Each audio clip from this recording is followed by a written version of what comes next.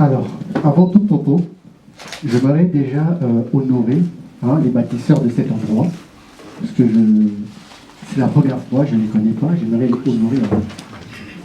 S'il peut se lever. Je peux encourager papa, s'il vous plaît. Je profite aussi de dire merci à monsieur Wagner, qui a permis que cela puisse se réaliser, en fait. Je suis l'apôtre Armistice Shalom, fils spirituel du docteur David Jean-Alain Moutamba, un homme de Dieu qui est à Lyon. Moi, je suis ici. Voilà, on essaie de faire l'œuvre du Seigneur comme le papa le fait ici, en fait.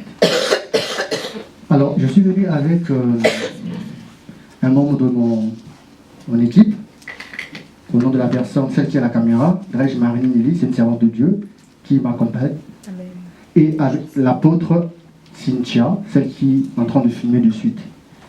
Donc, vu qu'on court derrière le temps, là, on va aussi aller aussi un peu plus vite, mais je vais essayer quand même de donner un message qui, je pense, va nous faire un grand bien.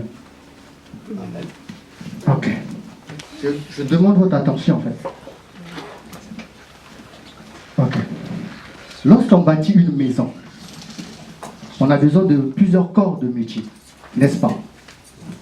Vous êtes d'accord avec ça? Oui. Ok. Plusieurs corps de métier. Ok. Mais tous les corps de métier ne travaillent que pour un seul but, pour achever la maison. Pour achever la maison. Alors, cette maison, c'est vous, en fait.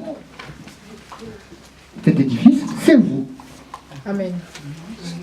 Le bâtisseur de ce lieu, de cette maison, a un peuple qui le suit. Mais ce peuple-là, il poursuit un but, en fait. C'est que chacune d'entre vous puisse être achevé.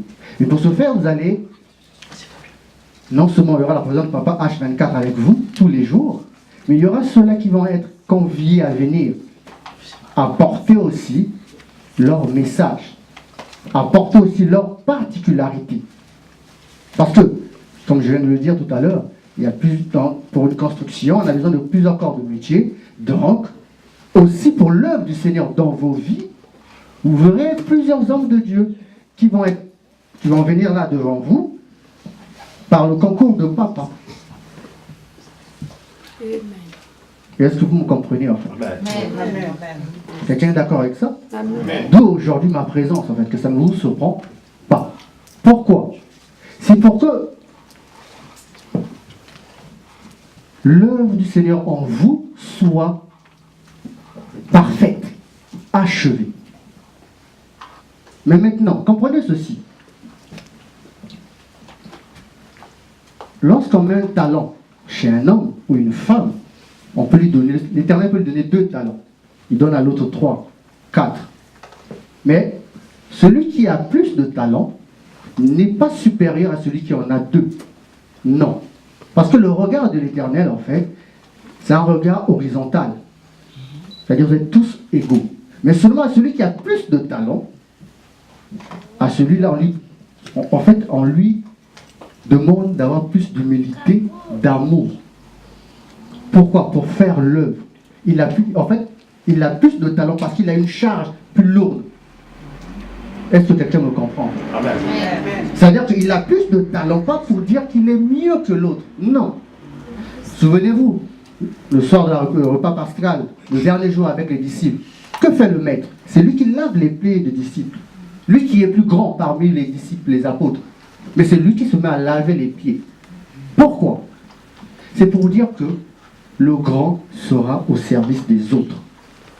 Pas pour s'enorgueillir. Pas pour dire que je suis plus grand. Non. Est-ce que vous me comprenez, en fait?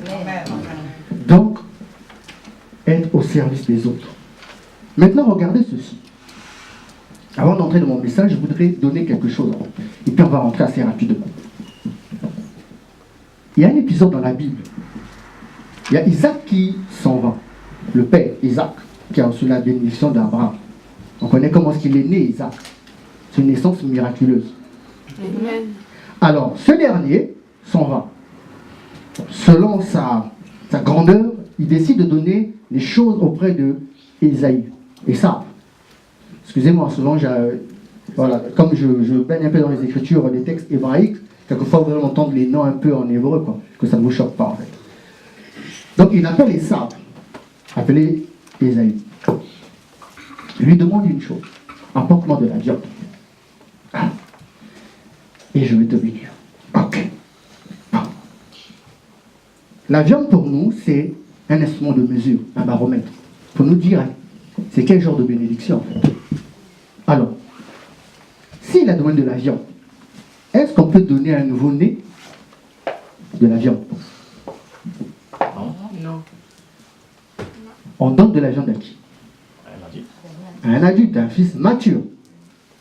Donc, on comprend que les choses que le Père veut lui révéler, en fait, ce sont des choses grandes. Vous êtes là? Ce sont des choses fortes qu'on ne donne pas aux enfants. Vous comprenez? Ce sont des choses grandes qu'on ne donne pas aux enfants. Ok. Pourquoi? Il est dit dans Galates 4, verset 1, que l'héritier, tant qu'il demeure un enfant, il ne diffère en rien d'un esclave. C'est choquant. Il est héritier des choses. Tu as un père, tu as qu'un fils. Mais tu t'en vas.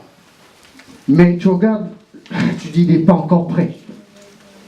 Pourquoi? Parce que il ne peut pas se porter, il ne peut pas porter. Donc on dit que l'héritier, quoi qu'il soit l'héritier des choses, mais tant qu'il est encore un enfant, il y a un problème. C'est un esclave. Quoi qu'il soit maître de tout.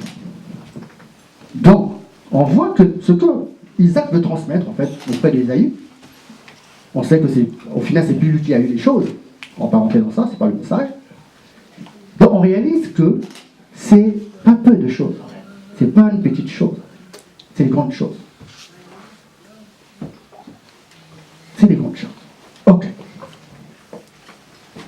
Nous sommes sortis de Pâques, le week-end du 19 avril. On court vers une autre fête de l'Éternel. Puisqu'il y en a 3 fêtes dans le monde juif, 3 fêtes de pèlerinage qui sont très importantes, capitales, pour l'œuvre que vous êtes. Ok. Donc on sort de Pâques, le week-end du 19 avril, pour aller vers la montagne sainte, Mont Sinaï. Et entre les deux, il y a une histoire de conte, de décompte, que les Juifs appellent le conte de l'Homère. Amen. Le conte de l'Homère. Pourquoi le conte? Parce que le 50e jour, on doit se trouver au Sinaï, au lieu du rendez-vous, pour recevoir quelque chose. Puisque le lieu du rendez-vous, c'est le fameux jour qu'on parle de la fameuse fête de Pentecôte. Donc, on compte les jours. Donc, au 50e jour, c'est le 50, Pentecôte signifie en grec 50e jour simplement. Donc, d'où l'expression du décompte en fait. Maintenant, aujourd'hui, nous sommes au 22e jour. Là, je mets même pied là aujourd'hui chez vous. On est au 22e jour de ce fameux décompte. Or, 22 pour moi, ce qui me coûte depuis un bon moment, c'est pas peu de choses. Du Homer. On est aujourd'hui à ça. Or, ce nombre-là nous parle aussi de l'œuvre de la création du Seigneur. Ce nombre, 22. C'est-à-dire que ce qui nous environne, la réalité dans laquelle nous sommes tous, on l'a faite avec les 22 lettres créatrices. Maintenant, regardez ceci. Ils vont au mont Sinaï, le 50e jour. Qu'est-ce qu'ils reçoivent là-bas, le peuple? La Torah. Ils reçoivent La Torah. De quelqu'un est d'accord avec ça? Oui. Ils reçoivent quoi là, au mont Sinaï? La Torah. La Torah? Oui. Ok. La Torah, c'est quoi? Petit C'est les commencement. 5 premiers livres de la Bible. C'est les 5 premiers livres de la Bible. Ok. Ils sont au sommet de la montagne. Au sommet. C'est bien ça? Ok. Dans notre évangile, on nous parle de ce jour-là. On dit que les hôtes, donc eux aussi, ils étaient aussi dans les hauteurs. Eux, qu'est-ce qu'ils reçoivent? Saint-Esprit. Le Saint-Esprit. Baptême Saint-Esprit. Le baptême du Saint-Esprit. Est-ce que ce qui s'est passé au Sinaï et ce qui s'est passé chez les apôtres, ce sont deux choses différentes? Non, pareil. C'est la même chose. C'est vrai, c'est la même chose. Maintenant, de manière concrète, ils ont reçu quoi?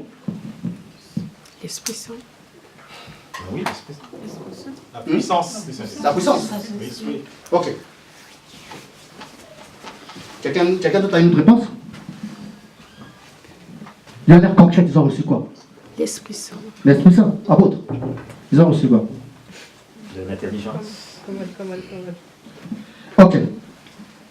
D'une manière concrète, ils ont reçu les secrets de l'univers. Amen. création. Amen, amen. D'une manière concrète. Je répète, ils ont reçu les secrets. C'est-à-dire que s'il y a un plus beau cadeau que l'Éternel peut faire à un homme sur la terre, c'est de lui expliquer l'univers, la création. Amen. Pourquoi? Regardez. Ils ont reçu la Torah, la loi. Ok. Mais laquelle? La loi de l'univers. Comment fonctionne? Vous me regardez là. Je ne vous fais pas peur, j'espère. Non. Vous êtes là? On est là. Non, parce que c'est le but en fait. Chaque homme de Dieu vient avec quelque chose pour l'œuvre que vous êtes. Amen. Il vient, je suis là pour ça. Je crois que vous m'avez compris. Et je ne suis pas plus que papa. Non. Pour moi, c'est papa. Je l'appelle papa parce que je suis sûr qu'il a commencé l'œuvre avant moi. Amen. Vu ma jeunesse. Donc, il a vu le soleil avant moi, je lui dois honneur et respect. Amen. Je ne suis pas plus que lui. Mais je vous donne ce que j'ai. Amen. Ok?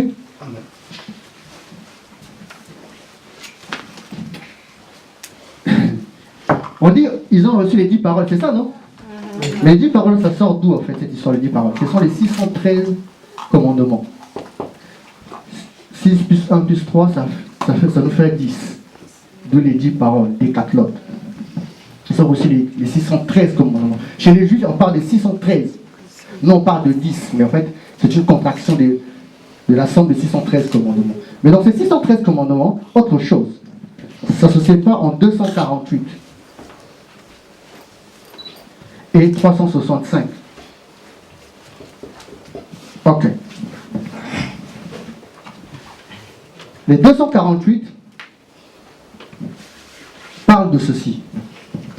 Les différents organes qui se trouvent dans le corps humain. Les différents organes qui se trouvent dans notre corps humain. L'œil, foie, le cœur, etc. C'est les différents organes. On en a 248. Quand on fait l'étude de l'anatomie, donc l'étude du corps, en réalité, les scientifiques nous disent qu'on en a 248. Mais dans les 365, ce sont les canaux, les segments, les articulations qui relient en fait ces différents organes-là. Vous êtes là? Oui. Canaux. Mais en gros, ils ont reçu quoi en fait? Puisque j'ai dit ils ont reçu les 613 commandements, en gros, ils ont reçu quoi? La Connaissance. Oui, mais de quoi? Parce que là, je pense qu'on est en train d'épaissir le corps humain là. de l'homme. Donc ils ont reçu la connaissance de quoi? De l'homme. Vous êtes là? Amen. Oui, c'est une question. Non, mais c'est pas une question. Non, c'est comme ça. C'est bon? Ok. En gros, ils ont reçu quoi finalement au Sinaï?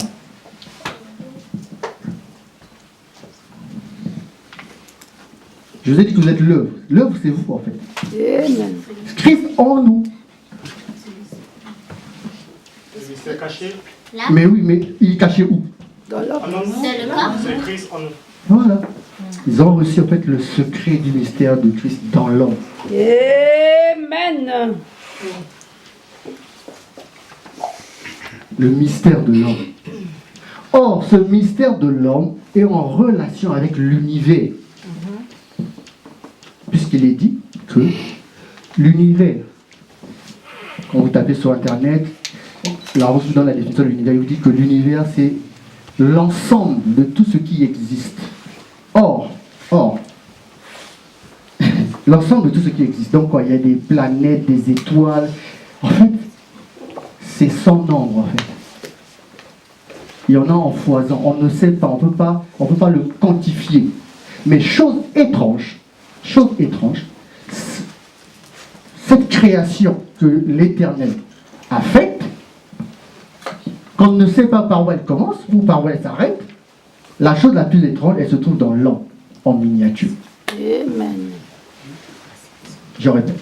Apparemment, vous n'avez pas compris. Vous êtes là, vous ne savez pas. Comment? Je dis ceci. La création de Dieu, celle que Dieu a faite, les étoiles, l'étendue des planètes, des galaxies, on ne peut pas. Déjà, on dit ceci, que l'univers, on ne sait pas. Par où elle commence, par où il commence et par où il s'arrête. On ne sait pas. On ne peut pas quantifier le nombre des étoiles, ni le nombre de planètes. On ne peut pas. Mais, c'est ce que les scientifiques appellent le macro. C'est-à-dire pour dire quelque chose de grand, en fait, qu'on ne peut pas mesurer, on ne peut pas quantifier. On ne peut pas imaginer, en fait. C'est-à-dire que dans la pensée humaine, c'est pas possible, en fait. Mais la chose étrange, la chose la plus étrange, ce macro-là se trouve dans le micro. Mais le micro, c'est qui? C'est vous. C'est dans l'homme. Amen. C'est-à-dire que en fait, peut-être que vous êtes là, en fait, chacune d'entre nous, ici, on est en fait cet univers. C'est-à-dire que ce cosmos-là, en fait, qu'on ne sait même pas encore, qui encore, si vous voulez, qui reste encore un mystère. L'homme est cela. Amen. Et quand on reçoit les tables de la loi, on reçoit le mystère de cela. C'est-à-dire que on se voit, pas comme étant fait de sang et de chair, non. Non. On se voit en fait comme Dieu nous voit. Amen. Écoutez, on dit, je suis faible. Écoutez, tous les hommes ou les femmes dont Dieu appelle dans la Bible, en fait, quand ils vous parlent, vous verrez toujours, ils vous parlent en fonction de leurs limites, en fonction de leur incapacité. Mais Dieu, quand il leur demande de faire quelque chose, vous avez l'impression que c'est toujours un exploit pour eux.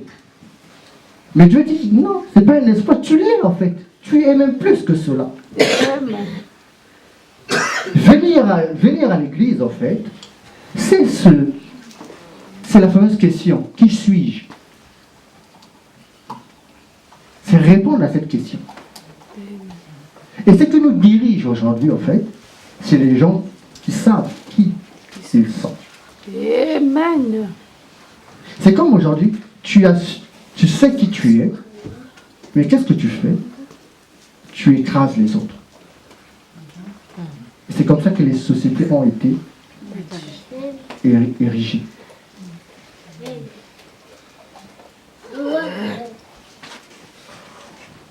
Ceux qui détiennent la vérité de qui suis-je. Écoutez, on dit dans 108, verset 6, qu'est-ce que l'homme? Qu'est-ce que l'homme? Pour que tu te souviennes toujours de qu'est-ce que l'homme? En fait, il est quoi, en fait, finalement? Il est quoi? Pour que tu te souviennes, que tu prennes, en fait, que tu sois toujours là, sortir dans la fosse du lion, que tu sois toujours enlevé dans les situations compliquées. Il est quoi, finalement? En fait, vous contribuez à l'équilibre parfait de la création de l'univers. Donc, vos cris, en fait, sur la Terre, dérangent, en fait, l'évolution de l'univers, du cosmos. Quand quelque part sur une planète où il y a des hommes, des femmes qui n'en peuvent plus, ça dérange, ça dérègle en fait. Ça dérègle. D'où les instances supérieures doivent venir régler cette affaire-là. C'est comment? Pourquoi? Parce que quand il y a des cris, des douleurs, ça monte, ça perturbe. Les Juifs disent ceci, chaque chose qui existe, même la plus petite, la chose a son mazal. Mazal, c'est pour dire quoi? C'est-à-dire qu'il a son ange. Donc quand vous criez ici, l'autre vous qui vous protège là-haut, crie aussi. Et quand il crie là-haut, lui est dans le monde de l'univers. Donc ça dérègle tout. Ça crée un dysfonctionnement. Voilà pourquoi on dit que j'ai vu et je suis venu et je t'envoie à sortir mon peuple. Mais il a vu ça où? Lui, c'est l'univers, lui, c'est l'éternel, mais il a vu ça où? Vous êtes là? Amen. Voilà, je ferme la parenthèse. On va entrer dans le message. Je ferme tout ça, on rentre rapidement dans le message. Je voulais juste vous donner ça, Amen. pour que vous compreniez dans quoi vous êtes, dans quoi nous sommes. On est... Mais dans ça, c'est l'humilité, l'amour. Dans ça, c'est l'humilité et l'amour. Vous allez comprendre pourquoi. Alors, je vous invite à prendre vos Bibles dans le livre de Jean, chapitre 2, à partir du verset 18. Si j'ai un titre à donner à ce message, je dirais « Le temps pour relever en 3 jours ». Le temps pour relever en 3 jours.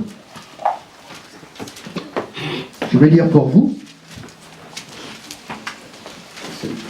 Le verset qui m'intéresse, c'est le verset 19. Mais je vais commencer à partir du verset 18.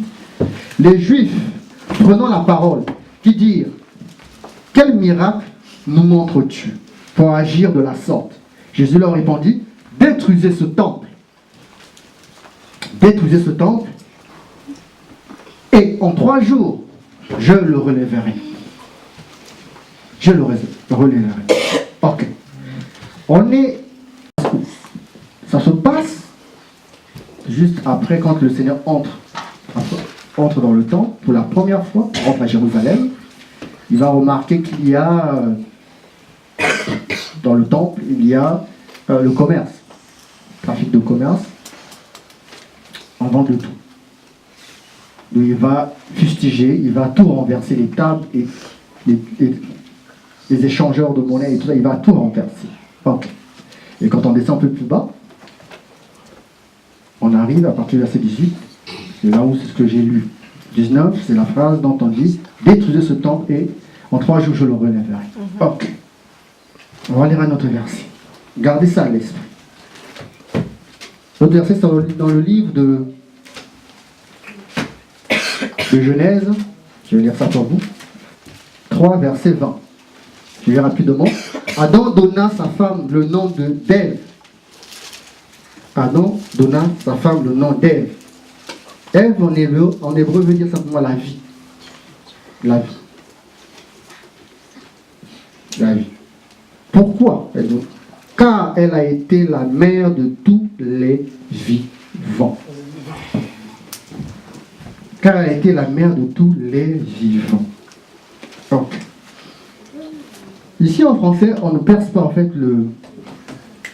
la profondeur de ce verset. Quand on étudie en hébreu, en fait, la mère de tous les vivants devait comprendre ceux qui ne meurent pas, en fait. Ceux qui demeurent.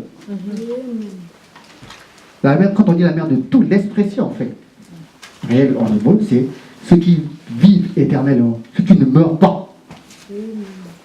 On donne le terme l'immortalité, en fait.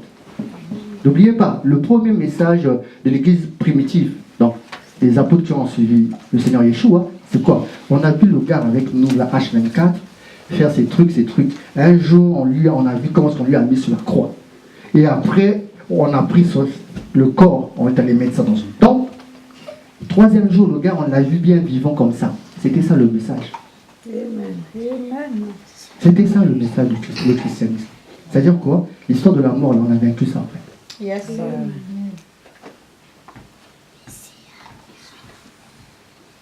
D'où Saint Thomas dit quoi? Non, il faut que je mets mon doigt là pour que Donc, l'expression c'est la même chose, on dit que la mère de tous les vivants, donc ceux qui ne meurent pas, les vivants, les immortels. Il s'agit de ça ici. La mère de tous les vivants, elle. C'est-à-dire que, pourquoi? Parce que la vie ne s'arrête pas. Même quand on dit que quelqu'un est mort, c'est quoi en fait? Il n'est plus dans son corps, mais il est dans une autre sphère. Il est dans une autre dimension.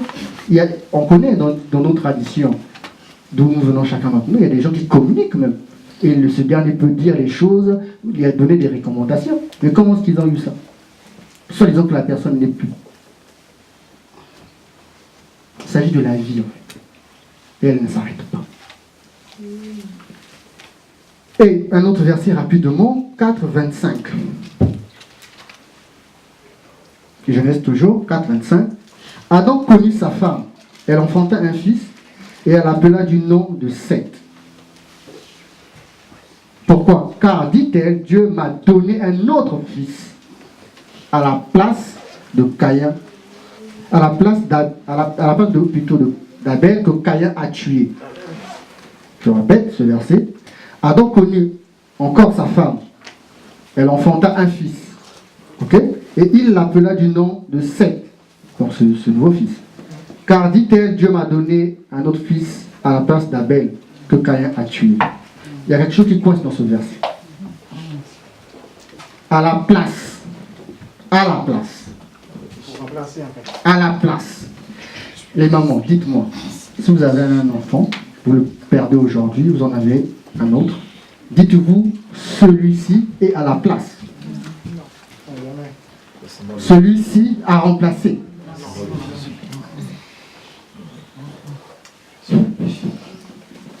Celui-ci a remplacé. Qu'est-ce qu'on nous dit là en fait? On va maintenant essayer de comprendre.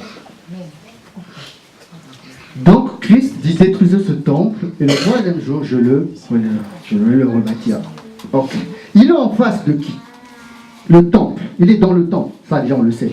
Mais c'est quoi le temple? C'est quoi le temple? Lesquels qui représentent le temple? C'est nous, ok. Mais en fait, quand Christ parle à l'instant, il s'adresse à qui? Aux pharisiens. Donc il s'adresse aux autorités religieuses. C'est ça? Ok. Savez-vous que notre société, notre civilisation, elle est bâtie sur deux piliers? Vous savez lesquels? Les autorités religieuses et les autorités politiques. Vous êtes d'accord avec ça? Ce sont ceux-là les bâtisseurs d'une société, d'une civilisation, d'une race. Nous sommes aujourd'hui une civilisation. Et notre civilisation, la nôtre s'appuie sur deux piliers, la politique et la religion. Donc Christ est en face d'eux en fait. Parce que le temple, ce temple, les prêtres, tout ce qui travaillait là-bas, était en rapport avec Rome, qui était l'autorité politique. Ils étaient en lien avec Rome. Donc, Christ s'adressant aux autorités religieuses, il a en face de lui aussi les autorités politiques, indirectement. Donc, il est en face des représentants d'une société, d'une civilisation. Les piliers d'une civilisation. Et il va leur dire, détruisez ce temple, et en 3 jours, je le rebâtirai.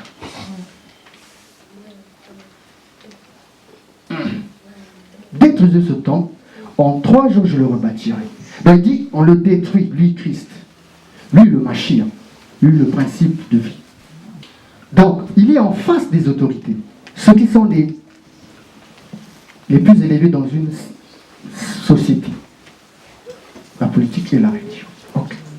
Il leur dit détruisez ce temple. Et je le rebâtirai en 3 jours. Donc, or, Christ, comprenez ceci. Christ n'a qu'une loi, n'a qu'un principe. C'est-à-dire que quand on parle du Mashiach, le Mashiach, c'est le principe de la vie. Et ce principe de vie, en fait, ne s'arrête pas. Et donc, toute société où ce principe de vie est bafoué, cette société, plus rien ne va bien. Plus rien. Tout s'écroule. Elle peut être, comme disent les Juifs, tordre, mais de l'intérieur, c'est des sépulcres. Elle ne donne pas vie. Et il se trouve que dans cette société-là, c'est en manque. C'est en manque.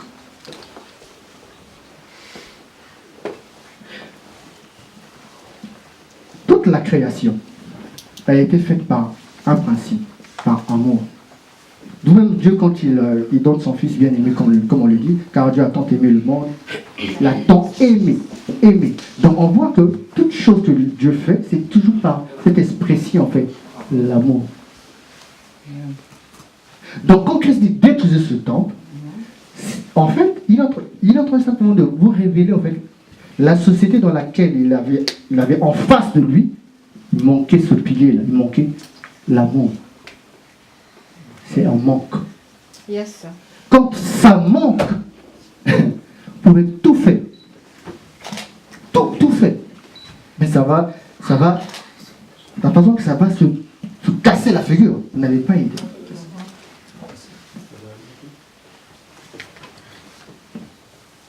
L'univers, il n'a ni début ni fin.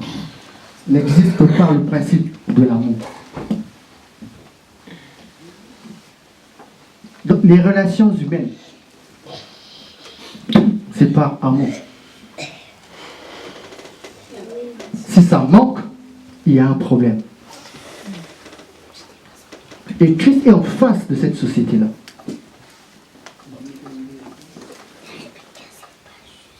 Maintenant, regardez ceci. On a compris que ce sont les autorités religieuses et politiques qui ont... Ce sont les piliers de la société. D'accord. Qui sont les autorités dans une société. Ce sont eux les bâtisseurs. Des cathédrales, des musées, et tout ce que vous voyez aujourd'hui. Okay. Et c'est avec eux qu'il parle. D'accord. Ils détruisaient ce temple. Et en 3 jours, je le rebâtirai. Ok. Maintenant, regardez. On a lu Genèse 4, 25. On a vu qu'une mère qui dit que je viens d'avoir un nouveau fils, Seth. Pourquoi? Parce que, à la place d'Abel, pourquoi? Parce que son frère Caïn l'a tué. Ok. Maintenant, regardez ceci. Caïn, c'est le premier, sans plus dire, le premier meurtrier de la Bible. C'est lui qui a versé le sang. La première fois dans la Bible. Ok. Celui qui verse le sang pour la première fois, c'est lui qui, toujours dans la Bible, on dit que c'est lui qui a bâti les villes. Vous savez? Oui. C'est le premier bâtisseur des villes. Donc, c'est le premier bâtisseur d'une société, d'une civilisation. Donc Caïn, en fait, c'est un bâtisseur. Ok. Il a versé le sang. Ok. En hébreu, lorsqu'on veut parler de l'argent, et quand on veut parler du sang, on dit que c'est la même chose. Le sang et l'argent, c'est la même chose. La preuve, quand vous voulez être riche, on vous demande quoi? De verser du sang. C'est-à-dire que la correspondance de l'argent, en fait, de la richesse, c'est le sang.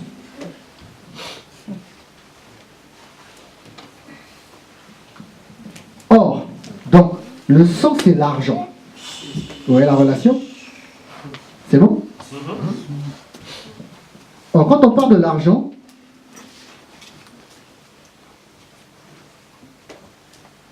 cette monnaie a une appellation.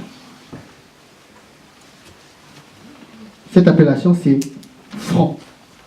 Peu importe le nom qu'on lui donne, il y a toujours ce mot-là, franc, pour parler de l'argent. Parler d'une monnaie.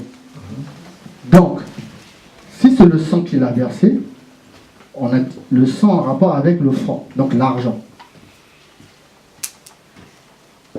Maintenant, on a dit que c'est le même qui a bâti, qui a construit des villes. Vous êtes là? C'est le même qui a bâti, qui a construit des villes. Ok. Quand on veut bâtir quelque chose, il y a un corps de métier qu'on a, en fait, toujours appel.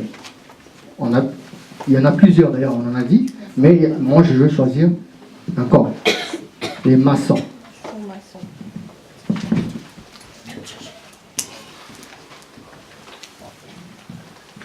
Donc Caïn, en d'autres termes, c'est un franc-maçon. Un franc-maçon. Or, les francs-maçons, ce sont eux qui érigent des sociétés. Ce sont eux des bâtisseurs. Est-ce que vous comprenez plutôt mieux l'histoire de Caïn en fait? Est-ce que vous voyez ça? Oui.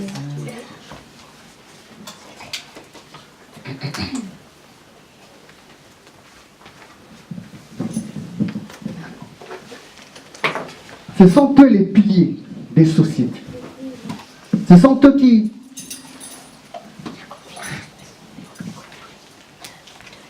sont à la tête des sociétés. Ok. La Bible nous dit que Caïn a tué son frère Abel.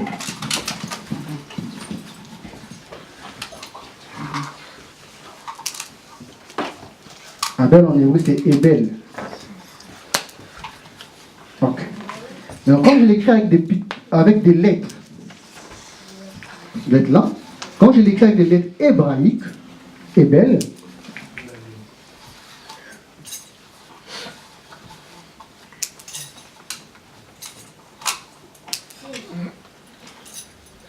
là on a le Ré, là on a le Bet et là on a le Lamed.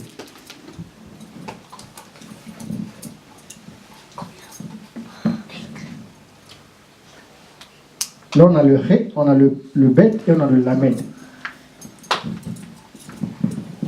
Avec les... Donc, il a tué ce dernier. Caïn a tué ce dernier. Maintenant, regardez en fait.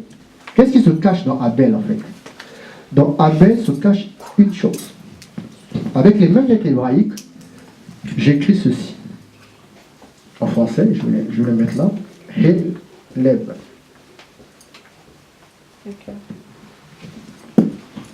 Ça signifie le cœur. Or, le cœur, c'est là où siège. C'est un organe le plus important dans le corps humain. Or, le cœur est en rapport avec le plus grand commandement de la Bible. Lequel? Lequel? Aime Dieu de tout ton cœur, ton âme, ta pensée, c'est le premier, et aime ton prochain comme toi-même. Les deux vont ensemble. On dit tu aimes Dieu, que tu ne vois pas, que tu ne connais pas, que tu ne sais même pas comment il est. Comme celui que tu vois tous les jours. En fait, on te dit, Dieu là que tu ne sais pas, que tu ne vois pas, qui est indéfinissable, qui est omnipotent là, il est dans toute l'œuvre de sa création. Il est à l'intérieur. Si l'autre que tu vois, il est à l'intérieur, il est en toi, il est dans toute chose, dans tout l'univers, il y a son souffle qui est à l'intérieur. Donc, Caïn, le premier bâtisseur d'une civilisation, d'une société, a retiré dans son œuvre, dans l'œuvre qu'il a faite, quoi? Il a retiré quoi? Il a retiré quoi? Les cœurs, l'amour. Il a retiré quoi? Les cœurs. Il a retiré l'amour. L'amour rappelle. Or, s'il retire l'amour, l'amour nous parle de qui? Qui nous dit, je vous laisse un commandement, vous aimez-vous les uns les autres comme je vous ai dit? C'est Christ. Donc, Caïn ici a régné Christ. Les bâtisseurs de sociétés et des villes, les bâtisseurs des civilisations, on l'a vu, on a dit détruisez ce temple, et en 3 jours je ferai quoi? Je le rebâtirai. De la même façon que Caïn a retiré les lois du Mashiach, les lois christiques, les lois, celles de l'amour, celle qui est le cœur de toute société, celle qui soutient toute chose, de la même façon que Caïn a retiré ça dans sa société, c'est de la même façon, il y a 2000 ans, la société qui était face de Christ, eux aussi, ils ont détruit le temple. Donc ils ont détruit aussi ce principe-là. Toutes les sociétés aujourd'hui Sauf pourquoi? Parce qu'il manque ces lois christiques. Une, l'amour. Pas autre chose. Les sociétés s'ébranlent à cause de l'amour. On n'est pas vrai. Pas d'amour. Or, l'amour, c'est Christ. Caïn, le premier bâtisseur, l'a retiré.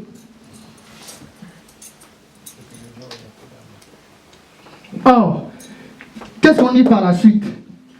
Puisque c'est elle la vie, puisque c'est elle qui doit régir les mondes, puisque c'est elle qui doit être la tête de toute chose, puisque c'est elle qui doit être au sommet de tout édifice, que nous dit la Bible? La pierre qu'ont rejeté les bâtisseurs. La pierre qu'ont rejeté les bâtisseurs. La pierre qu'ont rejeté les bâtisseurs. Oh, cette pierre qui est la principale de l'ange, si elle monte dans tout édifice, plus rien n'existe. Quoi qu'elle soit, impression. Quoi qu'elle soit, cette construction soit attirante.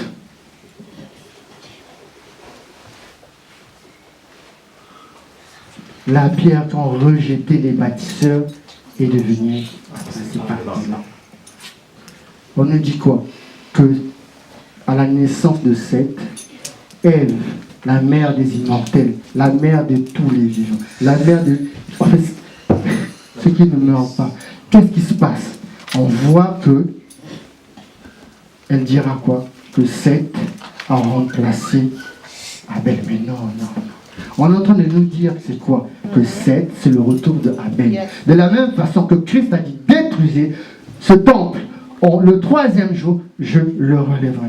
Pourquoi? Seth, c'est le troisième fils. Lequel? C'est celui qui sort donc le séjour des morts.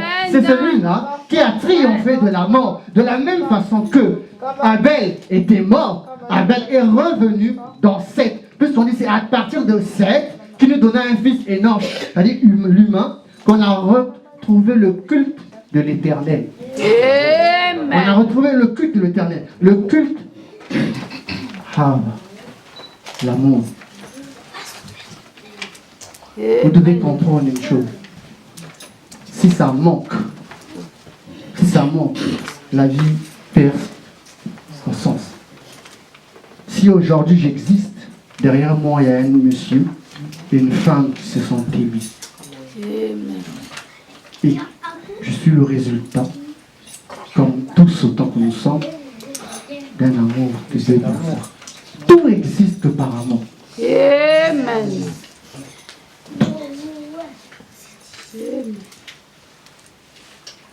Dieu il dit, c'est-à-dire que c'est le plus grand commandement.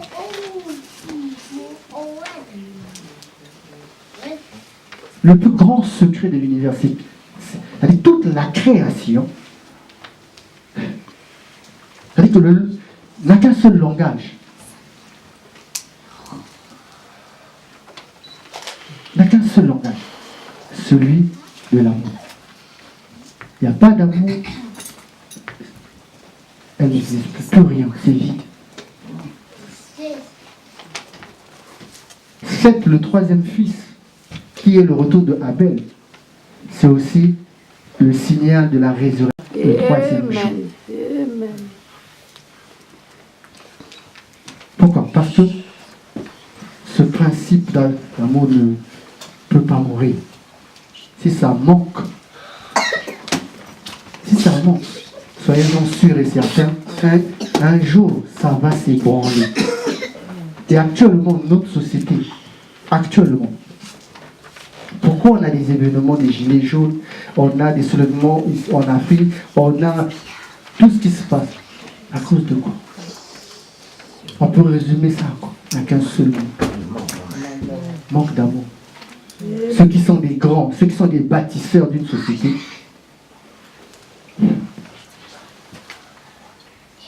ils ont construit mais ils ont retiré. On le voit. Caïn en tuant Abel, il retire quoi? Le cœur. Il retire l'amour. Il retire. On est tout le temps comme ça, en compétition. Comme ça, on est en conflit. Ça, regardez, dès le plus bas âge, vous verrez que les enfants sont en compétition. Vous croyez que c'est fait comme ça? Non, c'est fait à dessein. Nos sociétés, c'est fait à dessein tout ça. C'est-à-dire que c'est devenu la norme où l'autre, tu l'écrases, s'il crève, c'est pas tout. C'est devenu la norme.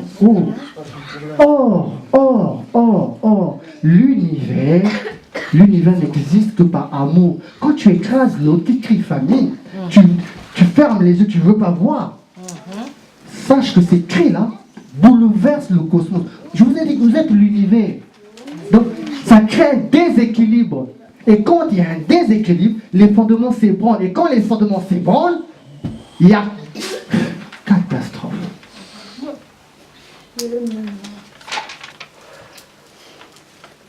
Je vais finir sur ceci.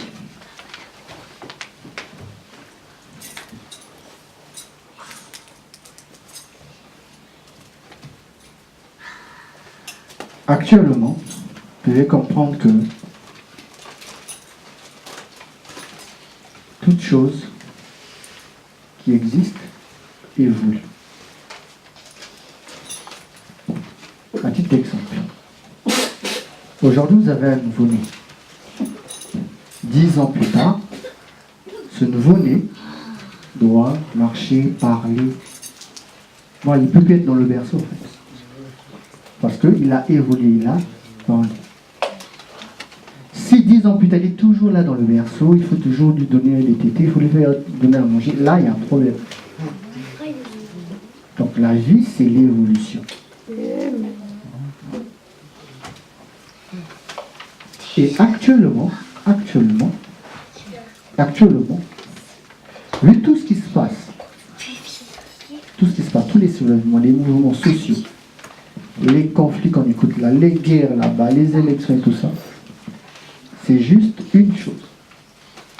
La cathédrale qui a pris feu et tout ça, c'est la cathédrale, ceux qui prennent le RER, on appelle ça déjà, il y a un arrêt, Saint-Michel Notre-Dame.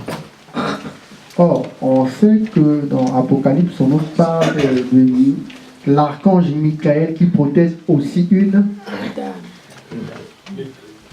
L'église. Dans Apocalypse, on nous parle de l'archange Michael qui protège aussi une.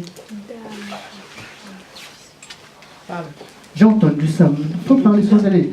Protège qui? Protège aussi une dame.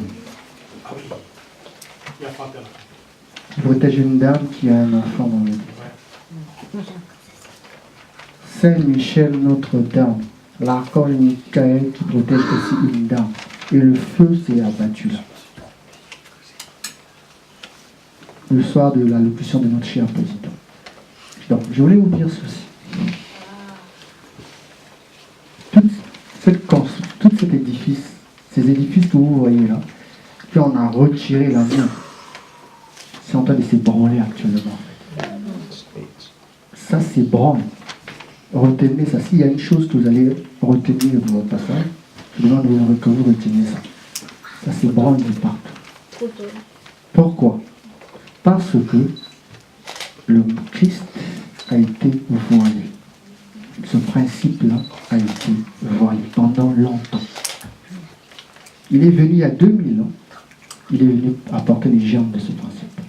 Et tout ce que vous voyez en fait, les soulèvements, les guerres, les mouvements sociaux et tout ça, ce que l'Apocalypse appelle les douleurs de l'enfantement. Pourquoi? Parce que le nouveau monde doit paraître.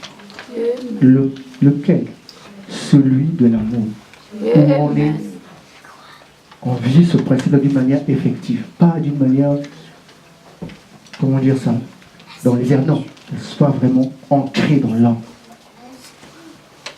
Mais le problème, Le problème, c'est même pas encore à notre niveau. Ça se joue pas en fait à notre niveau. Ça se joue chez les bâtisseurs, les autorités. Vous n'avez pas remarqué que ces autorités religieuses et politiques sont secouées depuis un bon moment? Je ne sais pas. Vous suivez l'actualité ou pas? Vous n'avez pas remarqué que les autorités, que ce soit en Afrique, que ce soit par... Vous n'avez pas remarqué que ces autorités-là, politiques et religieuses, sont secouées? Oui. Le oui, le oui, là. Vous avez vu comment notre cher président, il est allé pour la fin de la Seconde Guerre mondiale? Est-ce que vous avez vu la foule? Est-ce que vous avez vu la foule? Non. Pourquoi? Parce que les gens ne sont plus dupes. Les gens ne sont plus dupes. C'est-à-dire que leur vrai visage, on connaît maintenant leur vrai visage. Parle. Les gens ne sont plus dupes. Pourquoi? Parce que tout ça, toute cette société-là, elle est en train d'être détruite. Elle est en train d'être détruite. Pourquoi? Comme dit la Bible, on rebâtira sur les anciennes ruines. Donc elle doit être, la société présente, elle doit être détruite pour être reconstruite avec le Mashiach, avec cette loi de la mort, où les hommes et les femmes n'ont pu être en dualité ou en guerre, non, vont être dans la mort, et vivre cela. Voilà, je vais m'arrêter là, j'ai pu tirer en là. Donc, comprenez-le, vous n'êtes pas peu de choses. D'où faites souvent attention à ce que vous dites, là, qui sort de votre bouche. Si je puis me permettre, de ma modeste personne, ayez un langage d'amour. Ayez toujours un amour. C'est pas facile, parce que souvent, on nous titille, on nous parle mal, c'est pas évident. Alors, mais ayez ce langage-là. Pourquoi? Parce que notre bouche,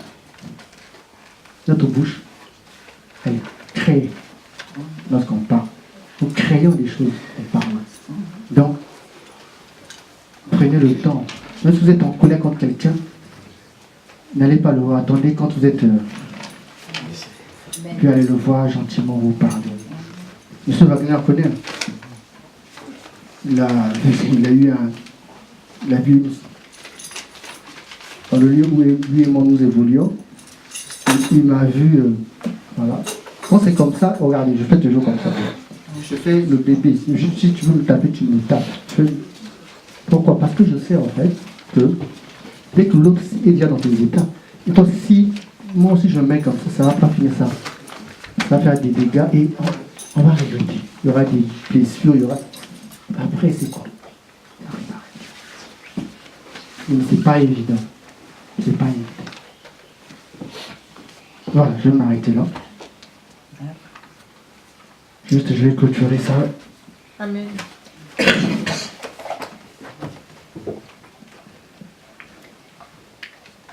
Père de gloire, en ce 22e jour du camp d'Omer, tu as bien voulu que je sois présent malgré les complications qu'il y a eu sur le chemin. J'ai rempli ma part, j'ai apporté le cœur dans toute construction. Le cœur qui est l'expression de un des principes le plus fondamental, celui même qui caractérise notre Seigneur Sauveur Christ. La loi de l'amour, celle de l'amour. Et ce n'est qu'ainsi qu'on va les reconnaître. Permet à ces personnes ici présentes, où qu'ils aillent, qu'ils reflètent cela. Dans leur lieu de travail, dans leur milieu professionnel, dans leur milieu de famille, qu'ils soient des modèles de ce principe. Qu'on voit Christ en eux, et que rien ne les branle, et qu'il ne manque rien dans leur vie. Pourquoi? Parce que ils sont l'œuvre de ta personne. Qu'on voit Christ en eux. Où te voit-il si ce n'est que la face de tes fils et tes filles? Tu as dit à Abraham, lui qui voulait avoir un enfant, il voulait avoir un enfant, mais tu lui as demandé de sortir de sa tente et de compter les étoiles. Sera semblable à sa descendance. À un homme qui cherche des enfants sur la terre, tu compares sa descendance aux étoiles. C'est parce que ces femmes ici présentes, ces hommes ici présents, ce sont des étoiles et qui doivent briller et pleines d'amour. Pleines d'amour. Que cette œuvre ici ne s'arrête point. Que cette œuvre ici continue. Que cette œuvre ici soit triomphe et qu'il gagne de succès en succès, de gloire en gloire. C'est dans le nom de Yeshua. Oh oui, Ben Yosef de la maison de David, le roi de tous les Élohim, j'ai ainsi prié. Si tu es d'accord avec moi, dites Amen. Amen.